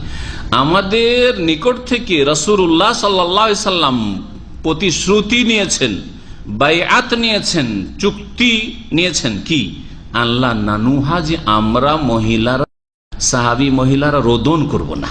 নবী সাল্লাল্লাহু আলাইহি ওয়াসাল্লাম যখন মুসলিম হয়তো কোনো মহিলা, তখন তাদের কাছ থেকে বেশ কিছু বায়াত নিতেন। হ্যাঁ, সূরায়ে, কোন সূরায় রয়েছে বায়াতের কথা? ইয়া আইয়ুহান নবী ইযা জাআকাল মুমিনাতু মুহাজিরাতিন ফামতাহিনুহুন্না ওয়াল্লাহু আ'লামু বিঈমানিহিন্না ফাইন আলিমতুমুহুন্না মুমিনাতিন ফালা তারজুহুন্না ইলাল কুফার। ওতে তারপর বায়াতের কথা রয়েছে। হ্যাঁ, ফাবায়াহুন্না ওয়াস্তাগফির লাহুন্নাল্লাহ, শেষকারে রয়েছে ওদের বায়াত নাও। তো নবী সাল্লাল্লাহু আলাইহি ওয়াসাল্লাম কথার দ্বারা, হাতে হাত দিয়ে নয়, আর চাদর লম্বা করে ধরিয়ে দিয়ে নয়, যেমন বিদাতি সুফিরা আর পীরগুলো চাদর ধরিয়ে দেয়, আর চাদরে জুটে না, তখন বলছে পিঠে হাত দিয়ে দেন, আপনারা পিঠে হাত দিয়ে দেন একটু, আর বলেন আমি যা বলছি তা বলেন। বায়াত করে আরাম বায়াত, এইসব হারাম নাজায়েজ বায়াত। নবী সাল্লাল্লাহু আলাইহি ওয়াসাল্লাম প্রথম কথা, নিউ মুসলিম যারা মুসলমান হয়েছে তাদের কাছ থেকে বায়াত এনেছেন। পুরুষ হলে হাতে হাত দিয়ে তাকে ওয়াদা করিয়েছেন যে এই কাজগুলি তুমি করবে, আর এই অন্যায় কাজগুলি, হারাম নাজায়েজ কাজ করবে না। নিউ মুসলিমদের সাথে বায়াত হয়েছে। আর মহিলারা হলে তাদের সাথে শুধু কথায় আর পর্দার আড়াল থেকে এই চুক্তিগুলি তাদের সাথে করেছেন বা বায়াত নিয়েছেন, মানে তাদেরকে শপথ করিয়েছেন যে এই কাজগুলি করবে আর এই কাজগুলি অন্যায় করবে। যেই কাজগুলি করবে না তার মধ্যে একটি ছিল আল্লাহ নানুহা, আমরা যেন রোদন করি, বিলাপ করে কান্না না করি। মুত্তাফাকুন আলাইহি, হাদিস বুখারী মুসলিমের। এই সম্পর্কে আরো কয়েকটি হাদিস এখানে আছে, দেখেন। আন ইবনে উমর, আব্দুল্লাহ বিন উমর রাদিয়াল্লাহু তাআলা আনহুমা থেকে বর্ণিত, নবী সাল্লাল্লাহু আলাইহি ওয়াসাল্লাম বলেন, আল মাইয়িতু ইউআযাবু ফি কবরিহি বিমা নিহা আলাইহি, মুত্তাফাকুন আলাইহি। নবী সাল্লাল্লাহু আলাইহি ওয়াসাল্লাম বলছেন যে মাইয়াতকে আযাব শাস্তি দেওয়া হয় ফি কবরিহি, তার কবরে, বিমা নিহা আলাইহি, তার ওপর রোদন করা হলে। কোন মৃত ব্যক্তির ওপর কেউ যদি বয়ান করে কান্না করে, তাহলে ওই মাইয়াতের লাভ হয় না, তাকে কি হয়? আযাব দেওয়া হয়। অনেক মানুষ যারা জীবিত আছেন, এই রোগটা সংশোধন করি। অনেকে স্ত্রীর সাথে অনেক সময় মানে ভালোবাসা দেখাতে গিয়ে বা ভালোবাসা তার নিতে গিয়ে অনেকে বলে থাকেন হয়তো যে আমি মারা গেলে মনে হয় তুমি কান্না করবে না, তোমার চোখে পানি আসবে না। না, নিষেধ করবেন। উল্টো আপনি চাইছেন, আপনার মনের আকাঙ্ক্ষা যে আমি মারা গেলে যাতে করে আমার স্ত্রী কান্না করে। আর মনে করেন যারা কান্না করবে আমার ইন্তেকালে, তারা মনে হয় আমাকে খুব বেশি ভালোবাসে, অথচ আপনার ক্ষতি করলো। বুঝছেন না? এরকম অনেক সময় হয়তো আপনি দাম্পত্য জীবনে করতে পারেন বা অনেকে করে থাকে। সেই জন্য বলছি যে এগুলো থেকে সতর্ক সাবধান, কারণ আপনি অন্যায় কাজের আপনি ওসিয়ত যেন করে যাচ্ছেন। বা ওর উপরে খুশি আপনি হয়ে যাচ্ছেন বা ওর সমর্থন দিয়ে যাচ্ছেন যে তুমি কাঁদিও তাহলে আমাকে ভালো লাগবে, যে হ্যাঁ তুমি ভালোবাসো, সত্যি খুব কেঁদেছ আমার জন্য। নাউজুবিল্লাহ, গুনার কাজ, আযাবের কারণ, মাইয়িতকে আযাব হবে। নবী করিম সাল্লাল্লাহু আলাইহি ওয়াসাল্লামের হাদিস দেখেন, মুত্তাফাকুন আলাইহি হাদিস, বুখারী মুসলিমের। মাইয়িতকে আযাব দেওয়া হয় তার কবরে বেমানিহা আলী, মানে বেসাবাবে মানিহা আলী, তার ওপর যে রোদন করা হয়েছে যার কারণে, রোদনের কারণে।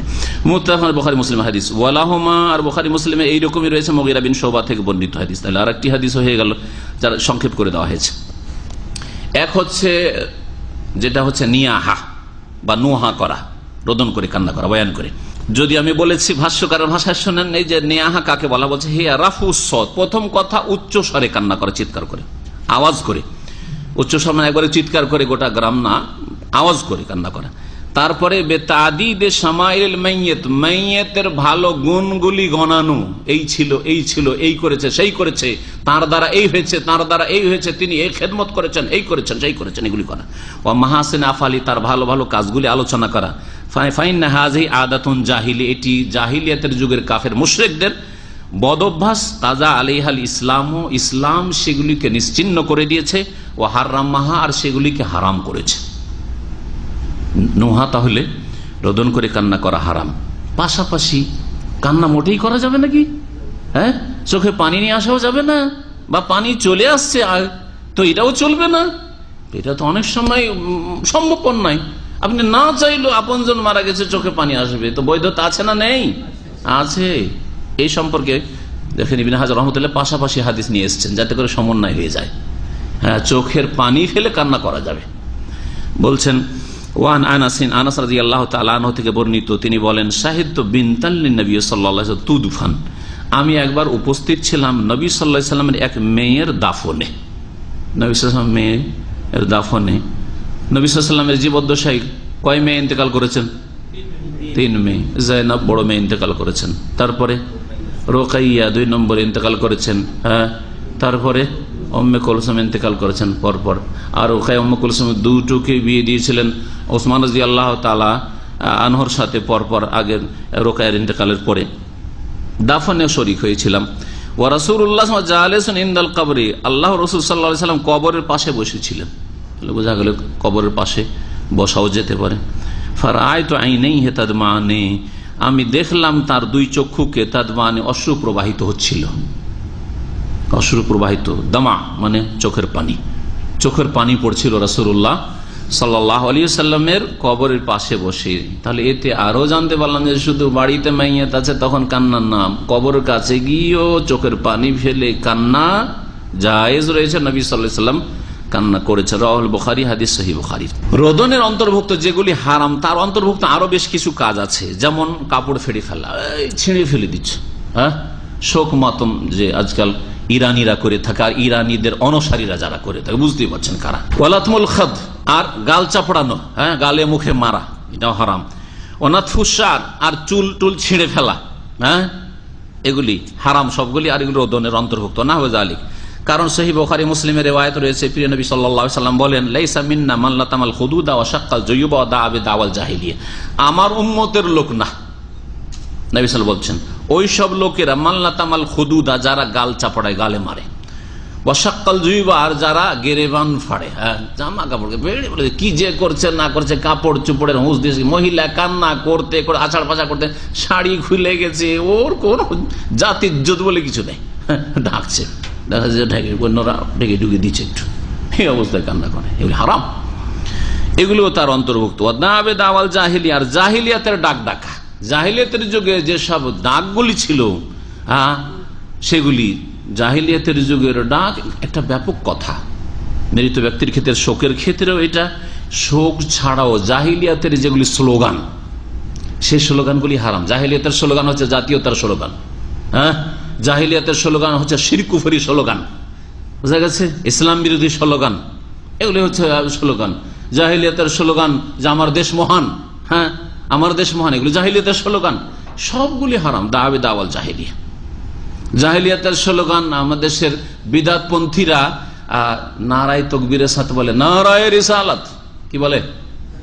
শুনেছেন না শোনেন নাই? জাহিলিয়াতের আহ্বান, জাহিলিয়াতের স্লোগান। আচ্ছা, এই কাজগুলি রোদন করা কাজগুলি কেন বারণ করা হইল?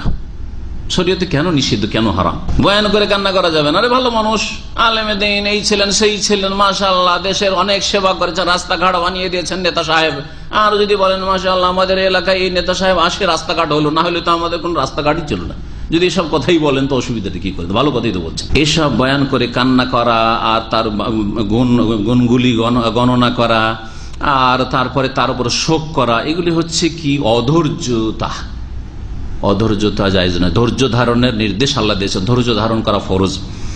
আর আল্লাহর পক্ষ থেকে যা সুনির্ধারিত হয়েছে, সুপরিমিত হয়েছে, মানে তাকদীর, তার উপর অসন্তুষ্টি প্রকাশ করা। আর আল্লাহ রাব্বুল আলামিনের ফয়সালাকে সাদরে গ্রহণ না করা। আল্লাহ যা ফয়সালা করেছেন তা সেই ফয়সালার ওপর আপনি মেনে নিতে পারছেন না, এগুলি নাজায়েজ কাজ, যার ফলে এগুলি নিষেধ করা হয়েছে। আচ্ছা, আল্লাহর ফয়সালা মেনে নেওয়াটা দুটো স্তরে হয়। একটা হচ্ছে যাক আল্লাহ করিয়ে দিয়েছেন ধৈর্য ধারণ করতে, এখন ধৈর্য ধারণ ছাড়া কোনো উপায় নেই। আর একটা হচ্ছে মনের সন্তুষ্টির সাথে। এমন কোন লোক আছে যে তার ছেলে মারা গেছে, মেয়ে মারা গেছে, স্বামী মারা গেছে, স্ত্রী মারা গেছে, তারপরেও মনে খুশি, রাজি খুশি যে আল্লাহ যা করেছে তুমি ভালোই করেছো? পাওয়া যাবে লোক? আজকাল খুব মুশকিল আছে, তাই না? এটা কিন্তু সর্বোচ্চ স্তর। যদি আল্লাহ পাকের ফয়সালার ওপর রাজি হয়ে যেতে পারেন আলহামদুলিল্লাহ, যেমন অনেক আরবদেরকে দেখা যায়, আমাদের দেশের লোকেরা ইন্না লিল্লাহ পড়া ছাড়া আর কিছু পড়তে জানে না। যদি কাফেরও মারা যায় আর শুনে অমুক মারা গেছে, অমুক মারা গেছে, ইন্না লিল্লাহ, এত ইন্না লিল্লাহ বলে অভ্যাস আছে। হিন্দু যদি মারা যায়, নাস্তিকও মারা যায়, ইন্না লিল্লাহি ওয়া ইন্না ইলাইহি রাজিউন দিবে একবার লম্বা টানে, ঠিক না? অথচ আল্লাহর দুশ্মন মারা গেছে, নাস্তিক মারা গেছে, মুশরিক মারা গেছে, গুমরাহকারী মারা গেছে, বিদাতি মোল্লা মারা গেছে, ইন্না লিল্লাহ আবার কিসের উপর? বরং আপনার আপনজন মারা গেছে তার উপর যে আলহামদুলিল্লাহ আলা কুল্লি হাল বলতে পারে, যেটা আরো শ্রেয়, আরো ভালো। যে আল্লাহ যে হালাতে রাখেন আলহামদুলিল্লাহ, আল্লাহ সবসময় প্রশংসা করতে হবে। আল্লাহ তো আমার কাছ থেকে কিছু নেননি, আল্লাহ জিনিস আল্লাহ নিয়েছেন। এই কথাই তো শিখানো হয়েছে। কি বলতে বলা হয়েছে? আমাদের দেশের মানুষরা ইন্না লিল্লাহর মন্ত্র পড়ে, মন্ত্র পড়বেন না, বুঝে পড়বেন। এটা দুটো কথা আছে, ইন্না লিল্লাহি ওয়া ইন্না ইলাইহি রাজিউন। উলামায়ে কেরাম খুব সুন্দর একটি কথা বলেছেন এই সম্পর্কে, যে মানুষ যখন ইন্না লিল্লাহি ওয়া ইন্না ইলাইহি রাজিউন পড়ে, তখন এতে দুটো জিনিস রয়েছে। ইন্না লিল্লাহ, আমরা কার? লিল্লাহ, আল্লাহ। আমারও মালিক আল্লাহ, এই আমার বডিটারও মালিক আল্লাহ, আমার হায়াতের মালিক আল্লাহ, আমার ধন সম্পদের মালিক আল্লাহ, আমার বিবি, আমার অমুক আর তমুক, ছেলে মেয়ে, যা কিছু আছে সব কিছুর মালিক কে? আল্লাহ। তো আল্লাহ হলেন মালিক, সুতরাং যা নিয়েছেন সেটা আমার ঘর থেকে নেননি, আল্লাহর জিনিস নিয়েছেন, এক নম্বর কথা। দুই নম্বর কথা হচ্ছে ওয়া ইন্না ইলাইহি রাজিউন, আর নিঃসন্দেহে তার কাছে ফিরে আসতে হবে আমাদের সকলকে।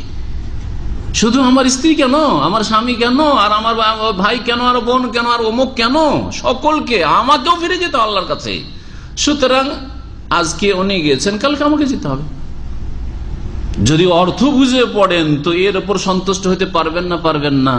আল্লাহ যা নিয়েছেন আমার ঘর থেকে কেড়ে নেননি, হরণ করে নেননি, আল্লাহর জিনিস নিয়েছেন। আমানত ছিল আমার কাছে, আমানত ফিরিয়ে নিয়েছেন। টাকা আমার কাছে জমা রেখেছেন, আর এসে বলছেন সেই টাকাগুলো দেন। না, অনেকদিন ধরে আছে, আমি দিতে পারবো না, খুব মায়া লাগে। ঠিক করলাম না? দীর্ঘদিন আমার কাছে টাকাটা আছে, মায়া হয়ে গেছে টাকাটার উপর, আমি দিতে পারছি না, বলেন চলবে?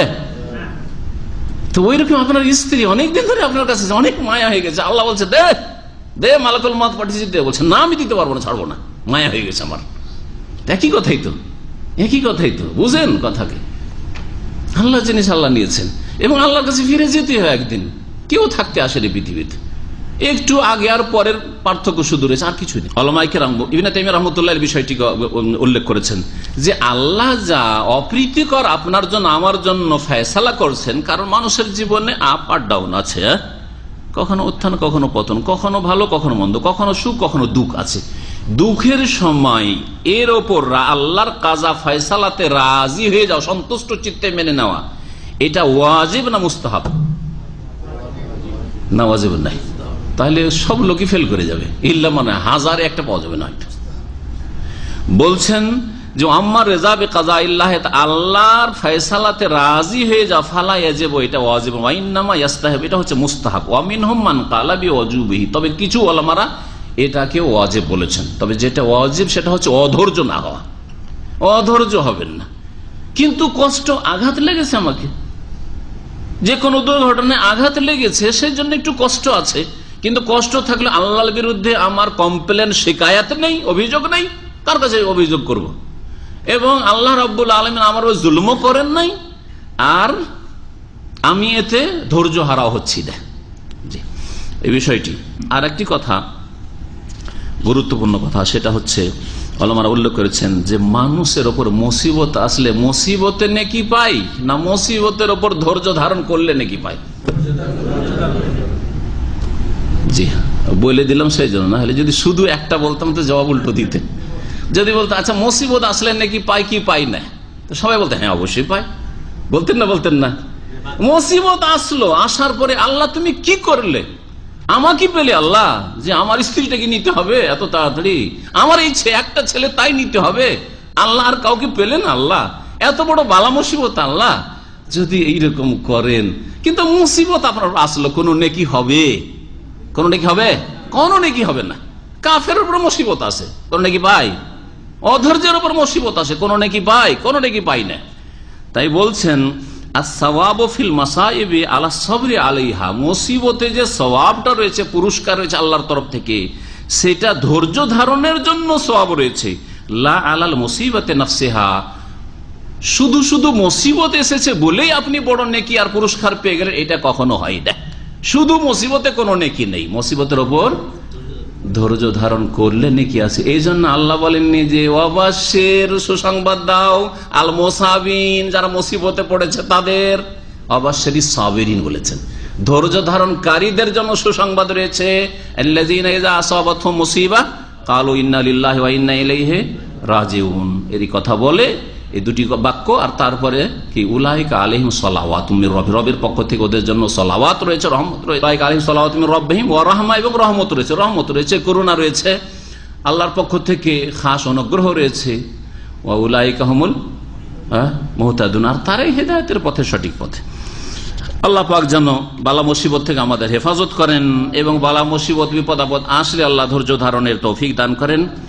এখানেই আলোচনা শেষ করছি। তবে হাদিসের ভাষ্যে একটু কথা থেকে গেছে, মাইয়েতকে যে কবরে আযাব হয় জীবিতদের রোদন করার কারণে, জীবিতদের অন্যায় করার কারণে, এর অর্থটা কি? আসলে কি আযাব হয়?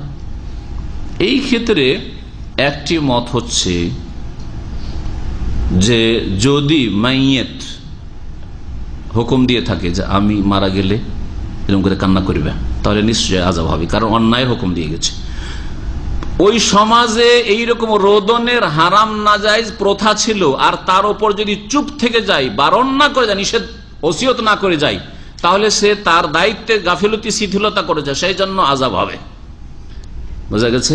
কারণ আল্লাহ কোরআনের আয়াতে বলছেন ওয়ালা তাজিরু ওয়াজিরাতুন বিজরা উখরা, কেউ কারো বোঝা উঠাবে না, একজন আর একজনের গুনার বোঝা উঠাবে না। তো গুনার বোঝা যখন উঠাবে না, কাঁদলো ওই জীবিত লোকেরা, আর বেচারা মাইয়েতের উপর আযাব হবে, এটা কোন যুক্তিতে? বোঝা গেছে? হাদিসের সাথে কোরআনের সংঘর্ষ হয়ে যায় কিনা, সেই জন্য বললাম যে হয় ওসিয়ত করে গেছে কাঁদিও খুব আমার উপর, অথবা ওই সমাজে কাঁদার কুপ্রথা, হারাম প্রথা আছে, আর তার উপর চুপচাপ থেকে চলে গেছে, ওসিয়ত করে বারণ করে যায়নি, তাহলে আযাব হবে। এটি একটি মত। ইবনে তাইমিয়া রহমতুল্লাহ আলাই বলছেন যে না, আল্লাহর পক্ষ থেকে আযাব হয় না। ইউআযাব মানে আল্লাহর পক্ষ থেকে আযাব নাই, আল মাইয়াতু ইউআযাব মানে ওকে কষ্ট হয়। আযাব আর ইকাবে পার্থক্য করেছেন তিনি।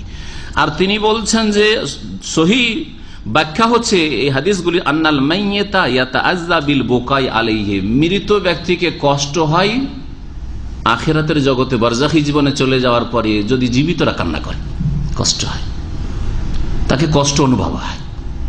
সুতরাং মাইয়াতকে কেউ কষ্ট দেবেন না, তাদের যদি দরদি হন, তাদের যদি হিতাকাঙ্ক্ষী হন, তো কষ্ট দিতে চাইবেন না, এই অর্থটি। তাহলে এটা একটা নতুন অর্থ যেটা ইবনে তাইমিয়া রাহমাতুল্লাহ আলাইহি করেছেন, আর সাধারণ অন্যান্য ওলামার ওই ব্যাখ্যাগুলি করেছেন।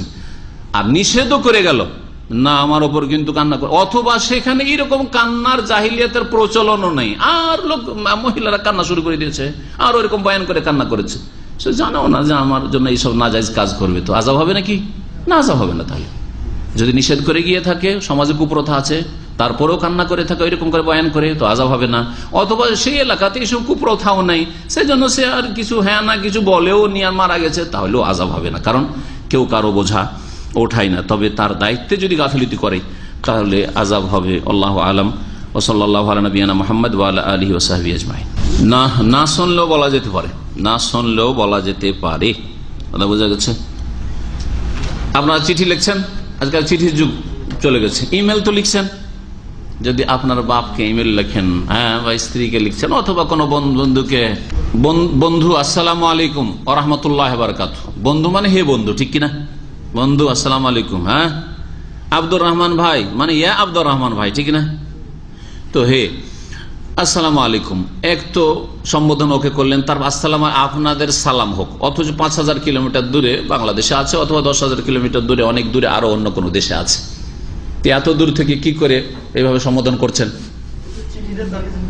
চিঠিটা তার কাছে সেন্ড হয়ে যাবে, হ্যাঁ, তখন তাকে অ্যাড্রেসটা, খেতাবটা হয়ে যাবে, সম্বোধনটা হয়ে যাবে, ঠিক না? ওই রকমই যখন সালাম পড়বেন তখন সালামটা ফেরেশতারা পৌঁছে দেয়। সুতরাং নবীর কবরের কাছে না, এখানেও যদি আপনি আত্মায়াত পড়ছেন আর বলছেন আসসালামু আলাইকা আইয়ুহান নবী ওয়া রাহমাতুল্লাহি ওয়া বারাকাতুহু, এখানে বলেন না আসসালামু আলাইকা, আপনার উপর সালাম হোক, আইয়ুহান নবী, আইয়ুহা তো ইয়া, আইয়ুহা মানে তো ইয়া, হে নবী আপনার উপর সালাম হোক। নবী সাল্লাল্লাহু আলাইহি ওয়াসাল্লাম সাহাবীরা আইয়ুহা দিয়ে বলেছেন, আপনিও আইয়ুহা দিয়ে বলতে পারেন, যদিও বেশ কিছু ওলামারা আর সাহাবায়ে কেরামরা, মা আয়েশা রাদিয়াল্লাহু তাআলা, তারা বদলে দিয়ে এইখানে নবীর ইন্তেকালের পরে তা আসসালামু আলান নবী বলতেন। আলবানী কিন্তু এরই সমর্থন করছেন যে এখানে আইয়ুহান নবী না বলেই আসসালামু আলান নবী করে দেন, আর আহলে হাদিস ওলামারা অনেকে এর উপর আমল করে, ভালো। তাহলে বিদআতীদের ওই সুযোগটা থাকবে না। তারপর আইয়ুহান নবী বললেও তার জবাব আছে, সেটা হচ্ছে যে ফেরেশতারা আমাদের আত্মাহিয়াতটাকে যখন নবীকে সালাম বললাম, যখন পৌঁছে দেবেন নবী সাল্লাল্লাহু আলাইহি ওয়াসাল্লামের কবরে, তখন সম্বোধন হয়ে যাবে। যেমন আপনার ইমেলটা সেন্ড হয়ে যখন চলে গেল, পৌঁছে গেল ওখানে, তখন সম্বোধন হয়ে গেল। আপনার চিঠিটা যখন পোস্টম্যান নিয়ে গিয়ে বাড়িতে দিয়ে দিল, আসসালামু আলাইকুম আব্বা, আপনি কেমন আছেন, আপনি সম্বোধন আপনার জন্য বৈধ, ঠিক তেমনি ফেরেশতা যখন সালামটা পৌঁছে দিল তখন নবীকে সম্বোধন হয়ে গেল। সুবহানাকাল্লাহুম্মা ওয়া বিহামদিকা আশহাদু আল্লা ইলাহা ইল্লা আনতা আস্তাগফিরুকা ওয়া আতুবু ইলাইক। সাল্লাল্লাহু আলা নবিয়িনা মুহাম্মদ ওয়া আলা আলিহি ওয়া সাহবিহি।